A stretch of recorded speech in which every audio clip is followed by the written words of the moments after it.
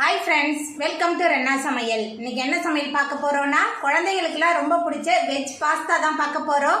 ரொம்ப சுவையா வீட்ல உள்ள பொருட்களை வச்சு எளிமையான முறையில் இந்த வெஜ் பாஸ்தாவை செஞ்சிரலாம் இந்த சுவையான வெஜ் பாஸ்தா எப்படி செய்யறதுன்னு வாங்க பாத்திரலாம் பாஸ்தா பண்றதுக்கு அடுப்புல தண்ணி வச்சிருக்கேன் தண்ணி சூடாகி வரட்டும்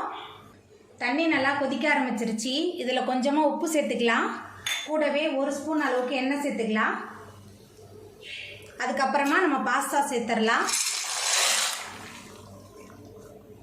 பாஸ்தா சேர்த்த பிறகு நம்ம கலந்து விடலாம் பாஸ்தா வந்து நல்லா வெந்து வரட்டும் வேகிறதுக்கு வந்து ஒரு 10 நிமிஷம் ஆகும் மிதமான தணல்ல வச்சு வேக வச்சிடலாம்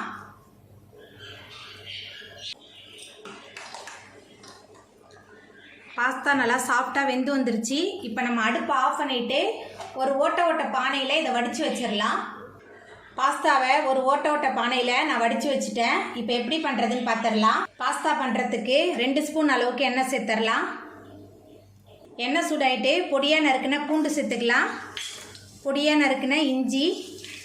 கூடவே ஒரு பெரிய வெங்காயம் பொடியாக நறுக்கி வச்சுருக்கேன் பெரிய வெங்காயம் சேர்த்துடலாம் சேர்த்துட்டு நல்லா வதக்கிடலாம் பாஸ்தாவுக்கு ஒரு வெங்காயத்துக்கு 2 தக்காளி பழம் சரியாக இருக்கும் நான் 2 தக்காளியை மிக்சியில் சேர்த்து விழுது அரைச்சி வச்சுருக்கேன் தக்காளி விழுது சேர்த்துடலாம்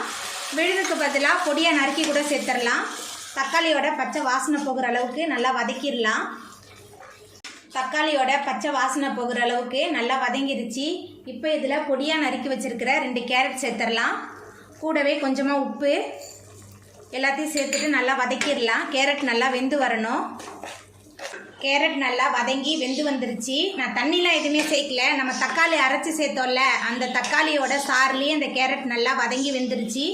இப்போ இதில் மிளகாய்த்தூள் சேர்த்துக்கலாம் தனி மிளகாய்த்தூள் 1 ஸ்பூன் சேர்க்குறேன் கூடவே தக்காளி கெச்சப் வந்து 2 ஸ்பூன் சேர்க்குறேன் சேர்த்துட்டு நல்லா கலந்துடலாம் இப்போ இதில் குடமிளகாய் சேர்த்துட்டு 1 நிமிஷத்துக்கு நல்லா வதக்கிடலாம் குடமிளகாய் சீக்கிரமாகவே வெந்துடும் அதனால தான் கேரட் வேக வைக்கும் போது நான் குடமிளகாய் போடாமல் கடைசியாக சேர்த்துருக்கேன் குடமிளகாய் சேர்த்துட்டு நல்லா கலந்து விட்டுடலாம் குடமிளகாய் சேர்த்துட்டு 1 நிமிஷத்துக்கு நல்லா கலந்தாச்சு இப்போ இதில் நம்ம வேக வச்சுருக்கிற பாஸ்தா சேர்த்துடலாம் பாஸ்தா சேர்த்துட்டு நல்லா கலந்து விட்டுடலாம்